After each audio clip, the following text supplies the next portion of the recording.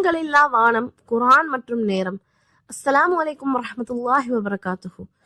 ஒரு நிமிடம் நாம் எல்லாரும் மேலே பார்க்கலாம். முடிவே தெரியாத அந்த வானம், எங்கேயும் தூண்கள் இல்லை, இருந்தும் அது விழுவதில்லை. இதை யார் தாங்கி நிறுத்துகிறார்கள்? இன்று அறிவியல் பேசுகிறது ஈர்ப்பு சக்தி, சமநிலை, இயக்க விதிகள். ஆனால் இந்த உண்மை 1400 ஆண்டுகளுக்கு முன்பே குர்ஆனில் சொல்லப்பட்டு விட்டது. அல்லாஹ் கூறுகிறான், அல்லாஹுல்லதீ ரஃபஅஸ் ஸமாவாதி பிஐரி அமதிம் தரவுனஹா. சூரா ரஅத் அத்தியாயம் 13 வசனம் 2. நீங்கள் காணக்கூடிய தூண்கள் இல்லாமல் வானங்களை உயர்த்தியவன் அல்லாஹ். சுப்ஹான் அல்லாஹ். நாம் ஒரு சிறிய கட்டடம் கட்டினாலும் பல தூண்கள், கணக்குகள், வரைபடங்கள் தேவை. ஆனால் அல்லாஹ் ஒரே கட்டளையால் இந்த வானத்தையே உயர்த்தினான்.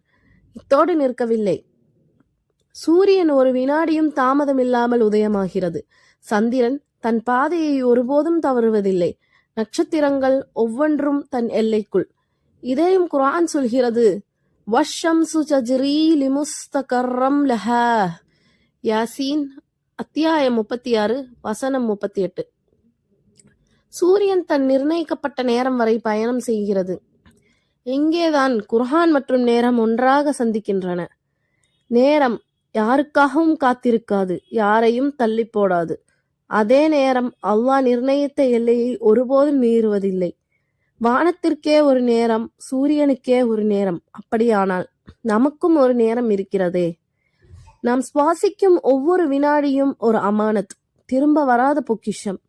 அந்த நேரத்தை நாம் எதற்காக பயன்படுத்துகிறோம்? அல்லாஹுவை நினைவதற்கா அல்லது அவனை மறப்பதற்கா? இன்னும் நேரம் இருக்கும் போதே அவனிடம் திரும்புவோம். தூண்களில்லா வானத்தை தாங்கும் அல்லாஹ் நம் வாழ்க்கையையும் நிச்சயம் தாங்குவான். இந்த வார்த்தைகள் உங்கள் இதயத்தை தொட்டிருந்தால், இன்னும் இப்படியான குர்ஆன் நினைவூட்டல்களுக்கு இந்த சேனலை சப்ஸ்கிரைப் செய்யுங்கள். அல்லாஹ் நம் அனைவருக்கும் நேரத்தை மதிக்கும் இதயத்தையும் நேரத்தில் ஹிதாயத்தையும் அருள்வானாக. ஆமீன்.